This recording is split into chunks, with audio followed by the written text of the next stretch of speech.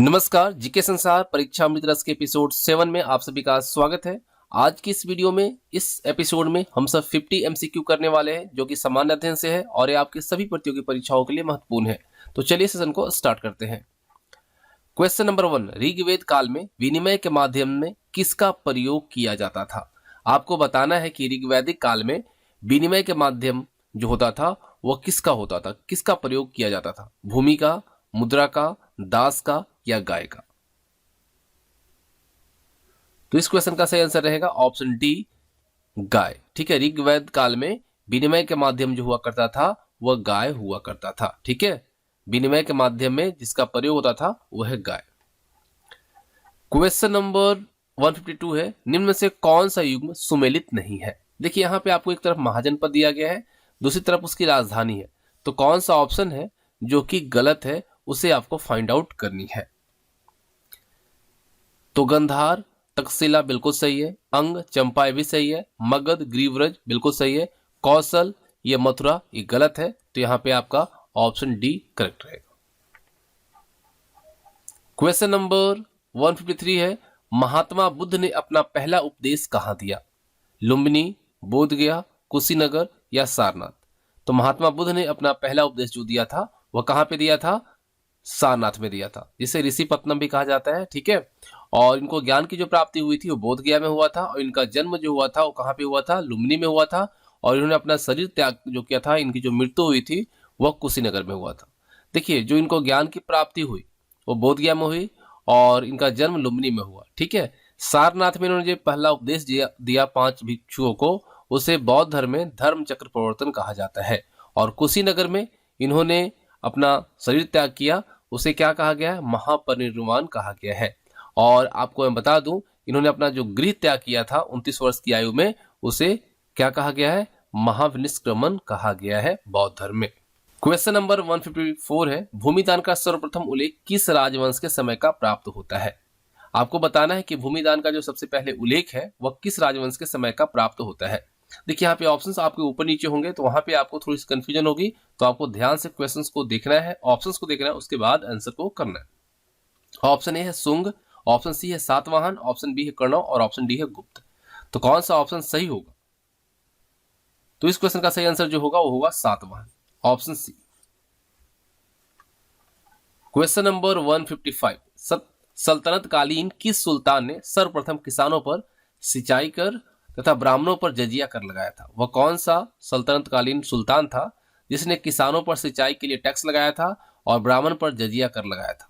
Option A Alauddin Khilji, option C Firoz Tughlaq, option B Muhammad bin Tughlaq और option D Sikandar Lodhi. तो ये किया गया था किसके द्वारा? फिरोज तुगलक के द्वारा, ऑप्शन सी। क्वेश्चन नंबर 156 है, निम्न में से किस सिख गुरु ने खालसा सेना की स्थापना तथा पाहुल पर्व का प्रवर्तन किया? ध्यान दीजिएगा, यहाँ पे तो खालसा सेना आप जान रहे हैं, लेकिन यहाँ पे एक और चीज दिया है पाहुल पर्व। अगर ए ना देकर आपको ए दे दे तो आप कंफ्यूज हो सकते हैं, तो इस चीज को आप याद रखना है आपको। ऑप्शन ए है गुरु अर्जुन देव, ऑप्शन सी गुरु हरगोविंद सिंह, ऑप्शन सी गुरु तेग बहादुर और ऑप्शन डी गुरु गोविंद सिंह। तो कौन सा ऑप्शन सही होगा जिन्होंने खालसा सेना की स्थापना की थी? तो ये जो किया गया था वो किया गया था गुरु गोविंद सिंह के द्वारा, और याद रखिएगा इन्हीं के द्वारा पाहुल पर्व का जो है परिवर्तन किया गया था। तो ऑप्शन डी यहां पर सही है। 157 है, भारत आने वाला सबसे पहला पुर्तगाली कौन था?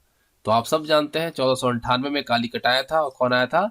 वास्को डिगामा आया था। ठीक है, ऑप्शन है Columbus, Francisco de Almeida, Vasco da Gama और अल्बुकर्क। तो इसका सही आंसर क्या रहेगा? ऑप्शन आपका डी रहेगा, वास्को डिगामा। क्लियर? चलिए 158 करते हैं। 158 नंबर क्वेश्चन है, मराठों की अंतिम पराजय के बाद पेशवा बाजीराव द्वितीय को पेंशन भोगा बनाकर कहां भेज दिया गया? सतारा, नागपुर, विट्ठूर और त्रिवेंद्रम। तीन को भेजा गया था कहां पे? विट्ठूर में, ऑप्शन सी। क्वेश्चन नंबर 159 है, मध्य रात्रि का सूर्य कहां दिखाई देता है? आर्कटिक क्षेत्र में, अंटार्कटिक क्षेत्र में, सऊदी अरब में या नॉर्वे में? तो इस क्वेश्चन को आपने कई दफा देखा होगा, तो इजीली आप इसका आंसर जानते हैं। तो सही आंसर क्या रहेगा? नॉर्वे में। आपको कमेंट करके बताना है कि नॉर्वे की कैपिटल जो है वो क्या है। 160 नंबर क्वेश्चन है, विश्व का सबसे गहरा गर्त कौन सा है? मेरियाना ट्रेंच, जिसको चैलेंजर डिप भी कहा जाता है, 21 महासागर में स्थित है? प्रशांत महासागर, हिंद महासागर, आर्कटिक महासागर या अटलांटिक महासागर? तो ये किस में है? प्रशांत महासागर में, ऑप्शन। क्वेश्चन नंबर 161, ओजोन परत, जिसको कि हम O3 से डिनोट करते हैं, ये पृथ्वी के लोगों की रक्षा करती है, किससे करती है? ऑप्शन ए, कार्बन डाइऑक्साइड की बढ़ती मात्रा से, ऑप्शन बी, पृथ्वी पर आने वाले अन्य ग्रहवासियों से, ऑप्शन सी, पृथ्वी पर उपस्थित रेडियोधर्मी तत्वों से, या सूर्य से निकलने वाली परावैंगनिक किरणों से। ओजोन परत जो है वो हमारे लिए कैसे हेल्पफुल है, हमें कैसे बचाता है, किन से बचाता है? तो नो डाउट आप सबको इसका आंसर पता है, सूर्य से निकलने वाली परावैंगनिक किरणों से हमें बचाता है, तो ऑप्शन डी करेक्ट है। क्वेश्चन नंबर 162, फॉरबिडन सिटी के उपनाम के कौन जाना जाता है? ठीक है, फॉरबिडन सिटी के उपनाम से कौन जाना जाता है? क्विटो, लीमा, लहासा या बोगोटा? तो जाना जाता है लहासा। ठीक है, फॉरबिडन सिटी के उपनाम से कौन जाना जाता है? लहासा। ठीक है, 162 का यहां पे करेक्ट आंसर जो रहेगा बी रहेगा। क्वेश्चन नंबर 163, बगदाद किस नदी के किनारे स्थित है? बगदाद किस नदी के किनारे स्थित है? पोटोमेक, हडसन, डेन्यूब या टिग्रिस? तो किस नदी के किनारे है? टिग्रिस। बगदाद जो है वह किसका कैपिटल है? कमेंट करके बताइएगा। 164 है, भारत का सर्वोच्च पर्वत शिखर कौन सा है? यहां पे देखिए कंफ्यूजन होती है। ऑप्शन ए कहता है गॉडविन आइसनस्टीन, जिसको केटू भी बोला जाता है, कंचनजंगा, माउंट एवरेस्ट या नंगा पर्वत? तो देखिए मैं आपको बता दूं, अगर पीओके की बात करें, पाक ऑक्युपाइड कश्मीर, अगर इसको देखेंगे तो ऑप्शन ए होगा।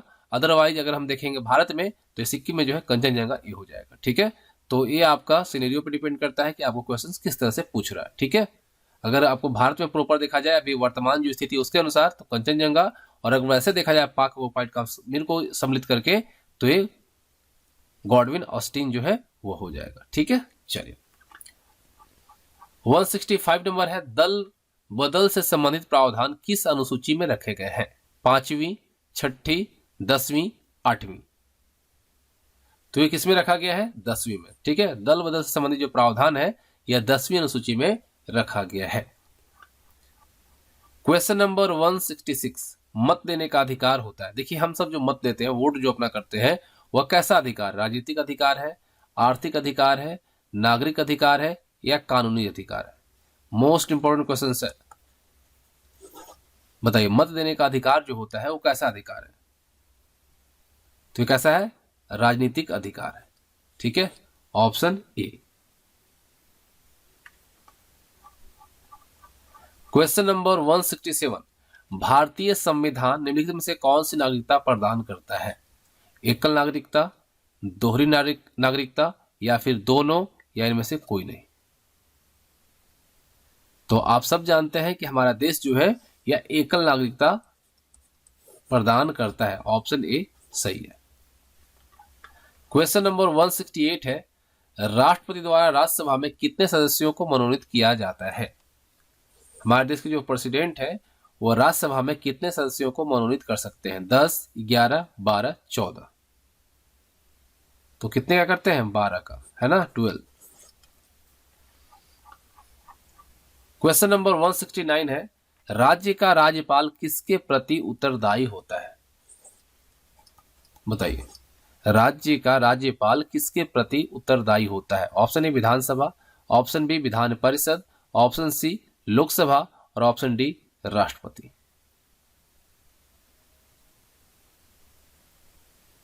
तो यहां पे सही आंसर क्या रहेगा? राष्ट्रपति। ठीक है, इस चीज को याद रखिएगा, यहाँ पे कंफ्यूजन अपने अंदर बिल्कुल मत होने दीजिएगा।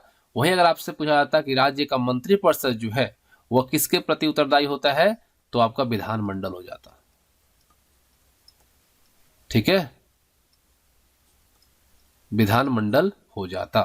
लेकिन यहाँ पे राज्यपाल की बात की गई है, तो राज्यपाल जो होता है वो राष्ट्रपति का प्रतिनिधित्व करता है, तो यहाँ पे ऑप्शन डी करेक्ट रहेगा। क्वेश्चन नंबर 170 है, किस राज्य में विधानसभा सदस्यों की संख्या सर्वाधिक है? उत्तर प्रदेश, बिहार, आंध्र प्रदेश, तमिलनाडु। तो नो डाउट आप सबको पता है क्योंकि काफी आसान प्रश्न है। उत्तर प्रदेश कितना है? 403। क्वेश्चन नंबर 171, वर्तमान में भारत की राष्ट्रीय आय से सर्वाधिक योगदान जो है वह किस क्षेत्र का है? कृषि, सेवा, उद्योग और अवस्थापना। तो ये किसका है? सेवा का है। ठीक है, option B is the right answer. Question number 172, Bharat में पहली पंचवर्षीय योजना कब शुरू की गई? भारत में पहली पंचवर्षीय योजना कब शुरू की गई?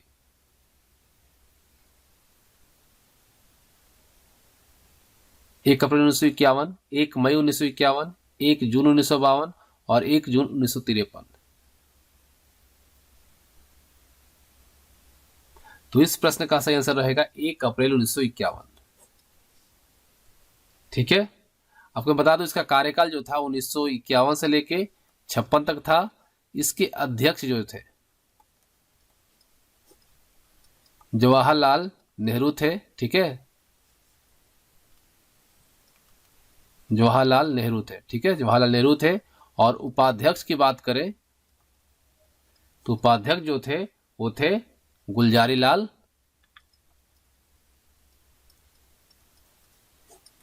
नंदा। ठीक है, और विकास का जो लक्ष्य रखा गया था 2.1% रखा गया था और जो वास्तविक रहा था वो 3.0% रहा था।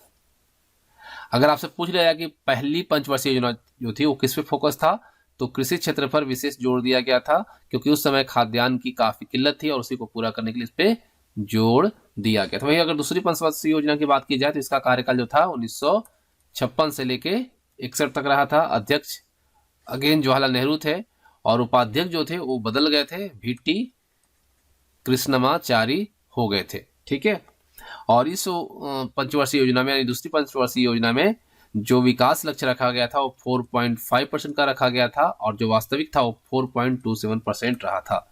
और इस योजना के अंतर्गत भारी तथा मूल उद्योग पर विशेष बल दिया गया था। तो यहाँ पे पूछा है पहली पंचवर्षीय योजना, जो कि होगा option A. Question number 173, Bharat में नोट जारी करने की कौन सी प्रणाली अपनाई जाती है?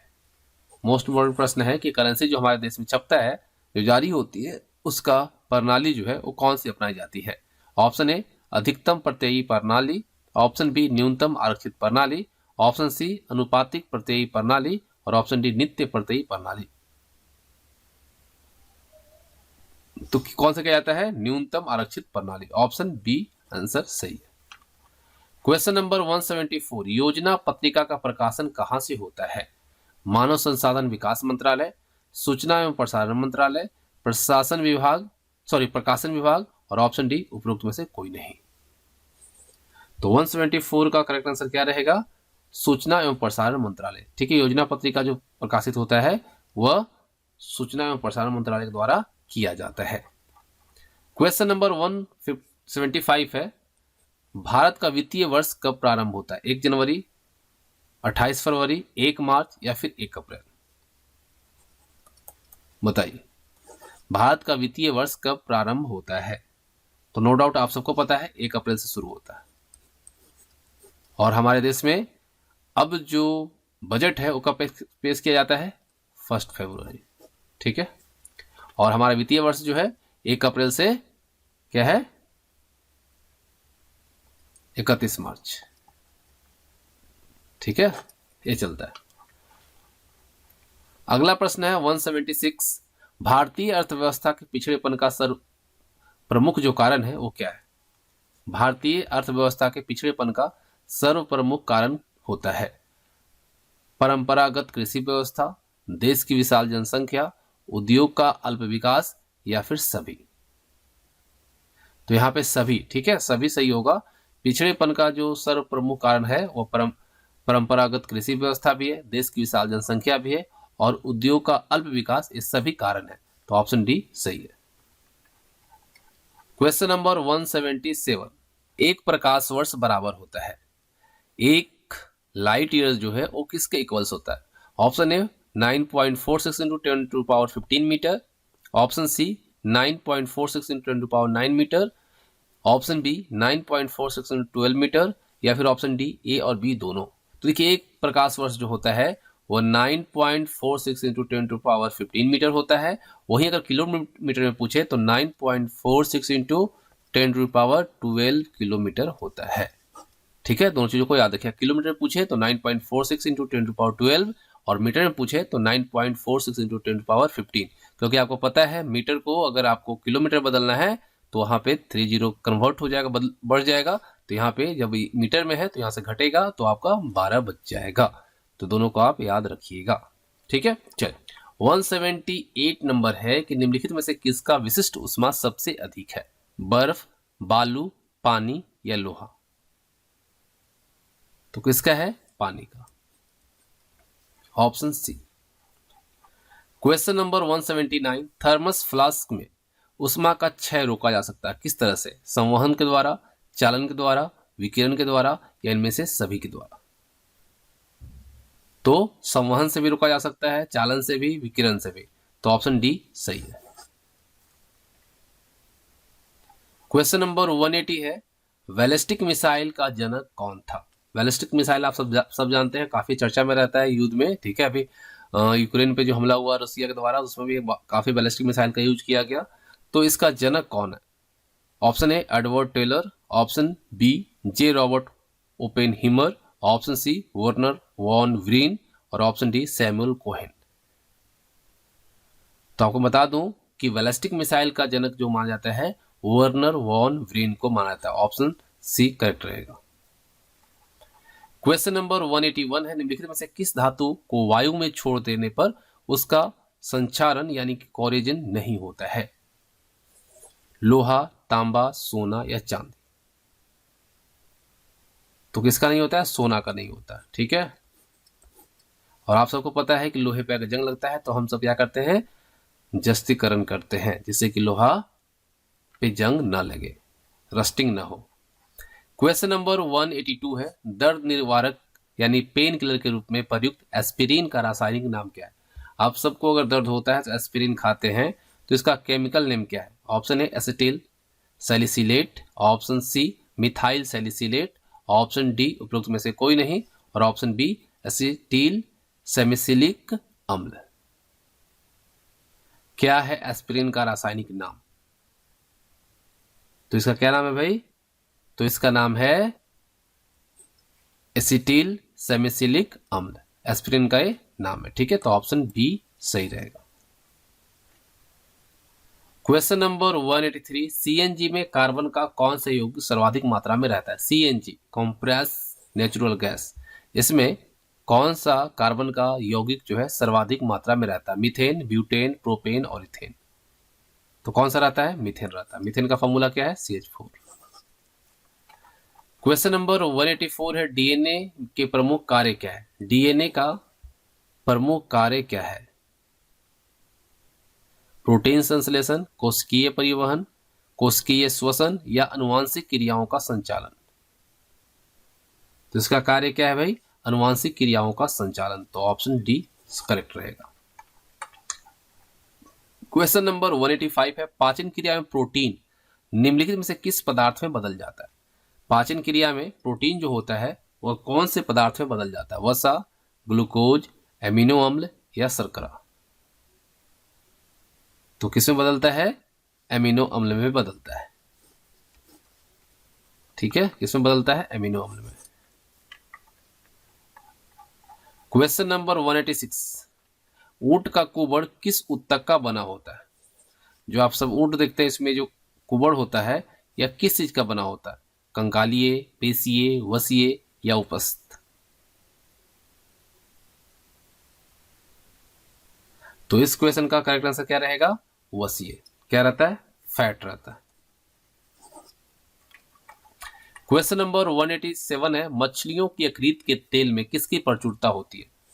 मछलियों की यकृत में तेल जो होता है वह किसकी प्रचुरता होती है, सबसे ज्यादा क्या उसमें होता है? विटामिन ए होता है, विटामिन डी होता है, विटामिन सी होता है, विटामिन के होता है। तो यहाँ पे सही आंसर क्या रहेगा आपका? Vitamin D. आपको पता होना चाहिए कि सनलाइट जो हमें मिलता है इसमें हमें विटामिन डी मिलता है, साथ ही साथ मछली की यकृत के तेल जो होता है वो हमें विटामिन डी देता है। क्वेश्चन नंबर 188, कंप्यूटर साक्षरता दिवस यानी कंप्यूटर लिटरेसी डे कब मनाया जाता है? 1 दिसंबर, 19 सितंबर, 2 दिसंबर या 22 दिसंबर? कब मनाया जाता है कंप्यूटर साक्षरता दिवस? तो ये कब मनाया जाता है? 2 दिसंबर को। क्वेश्चन नंबर 189 है, कंप्यूटर का कुंजी पटल कहलाता है। कुंजी पटल का मतलब आप समझ रहे हैं, अगर इंग्लिश कर दो तो आप इजीली आंसर कर देंगे। तो यहाँ पे आप समझिए, जो आप सब इंटर करते हैं किसी डेटा को तो किसके थ्रू करते हैं? कीबोर्ड के थ्रू करते हैं ना। तो कंप्यूटर का कुंजी पटल जो है उसे कीबोर्ड कहा जाता है। बस आपको कुंजी का इंग्लिश कर देना है की, और बोर्ड जो है पटल। ठीक है, कीबोर्ड को हम कुंजी पटल के तौर पे जानते हैं। ठीक है, तो यहाँ पे ऑप्शन सी करेक्ट है। क्वेश्चन नंबर 190 है, सारे कंप्यूटर में लागू होती है बेसिक लैंग्वेज, कोबोल लैंग्वेज, मशीनी लैंग्वेज या फोर्ट्रॉन लैंग्वेज? तो इसमें कौन सा होता है? मशीनी लैंग्वेज। ठीक है, मशीन लैंग्वेज जो है सारे कंप्यूटर में लागू होता है।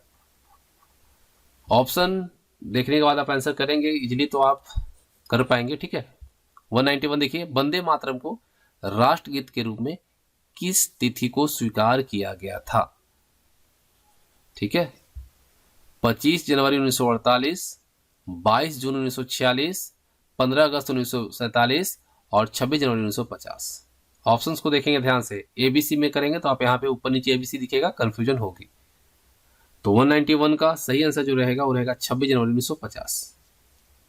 जिस दिन हमारा संविधान लागू हुआ उसी दिन वंदे मातरम को राष्ट्रगीत के रूप में स्वीकार किया गया। दक्षिणी ध्रुव यानी कि साउथ पोल पर पहुंचने वाला प्रथम व्यक्ति कौन था? Option A Robert Peary, option C Magellan, option B है एमंडसेन और ऑप्शन डी है कोलंबस। तो दक्षिणी ध्रुव पर पहुंचने वाला प्रथम व्यक्ति कौन था? तो नो डाउट आप सबको पता है कौन था? एमंडसेन।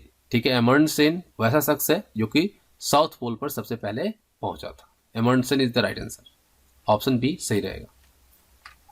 क्वेश्चन नंबर 193 है, निम्नलिखित में से किस देश की मुद्रा रुपया है? मॉरिशस, ये सभी, मालदीव या सेलस? आपको बताना है कि मुद्रा रुपया जो है वो कौन से देश का है इन ऑप्शन से।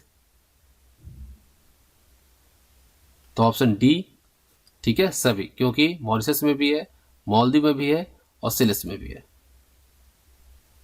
ठीक है, क्वेश्चन नंबर नेक्स्ट है 194, जापान की मुद्रा क्या है? येन, युआन, डॉलर, क्या? तो आप सबको पता है कि जो आपका जापान है उसकी मुद्रा को हम क्या कहते हैं? वो आपका येन है। ठीक है, क्या है? येन है। युआन कहाँ का है? चाइना का। डॉलर बहुत जगह चलता है लेकिन खासकर यूएसडी। ठीक है, अगर यूएसडी पूछता यूनाइटेड स्टेट डॉलर तो आपका अमेरिका। ठीक है, वैसे डॉलर अमेरिका में भी चलता है और देशों में भी चलता है। तो यहाँ पे जापान की मुद्रा पूछा गया है, तो जापान की मुद्रा जो होगा वो येन होगा। ऑप्शन ए करेक्ट है। क्वेश्चन नंबर 195 है, कांगो किस देश का नया नाम है? जायरे, नॉर्दर्न रोडेशिया या हवाई द्वीप? कांगो किस देश का नया नाम है? तो इस क्वेश्चन का करेक्ट आंसर क्या रहेगा? तो रहेगा जायरे। ठीक है, कांगो किस देश का नया नाम है? जायरे का। क्वेश्चन नंबर 196 है, प्रोफेसर सतीश धवन अंतरिक्ष केंद्र कहाँ स्थित है? बताइए, हैदराबाद, अहमदाबाद, बेंगलुरु या श्रीहरिकोटा? तो कहाँ है? श्रीहरिकोटा में। ठीक है, प्रोफेसर सतीश धवन अंतरिक्ष केंद्र जो है श्रीहरिकोटा में स्थित है। 197 है, देखिए यहाँ पे थोड़ा सा टाइपिंग मिस्टेक है। भारत ने सर्वप्रथम किस वर्ष आयोजित राष्ट्रमंडल खेलों में भाग लिया था? यानी भारत जो है सबसे पहली बार राष्ट्रमंडल खेलों में जो भाग लिया था वो कौन से वर्ष लिया था? तो 197 का करेक्ट आंसर क्या रहेगा? 1934। यहाँ पे ऑप्शन बी करेक्ट रहेगा। क्वेश्चन नंबर 198 है, निम्नलिखित में से कौन सा एक विकल्प लॉन टेनिस में ग्रैंड स्लैम को दर्शाता है? काफी इंपॉर्टेंट है, ठीक है, और आपको यहाँ पे ऑप्शन देखना है और आंसर करना है। तो अगर देखेंगे 198 का सही आंसर जो होगा वो क्या होगा, देखिए विंबलडन, फ्रेंच ओपन, ऑस्ट्रेलियाई ओपन और अमेरिकी ओपन, ये सभी होते हैं, ठीक है। तो ये आपका पूरा जब कंप्लीट होता है तो ये कहा जाता है ग्रैंड स्लैम। और आपको कमेंट करके बताना है कि सबसे ज्यादा ग्रैंड स्लैम किसके नाम है, रोजर फेडरर, राफेल नडाल या नोवाक जोकोविच, आप कमेंट करके बताएंगे। क्वेश्चन नंबर 199 है, अंतरिक्ष अनुप्रयोग केंद्र कहाँ स्थापित है? अहमदाबाद, बेंगलुरु, बालासोर या चांदीपुर, बताइए। अंतरिक्ष अनुप्रयोग केंद्र तो ये कहाँ पे है भाई? ये आपका है बेंगलुरु में। क्या सही है? नहीं, ये आपका कहाँ है? अहमदाबाद में। अंतरिक्ष अनुप्रयोग केंद्र कहाँ स्थापित है? तो ये है आपका अहमदाबाद में, ठीक है। क्वेश्चन नंबर 200 देखिए क्या कह रहा है, राष्ट्रीय धातु विज्ञान प्रयोगशाला कहाँ स्थित है?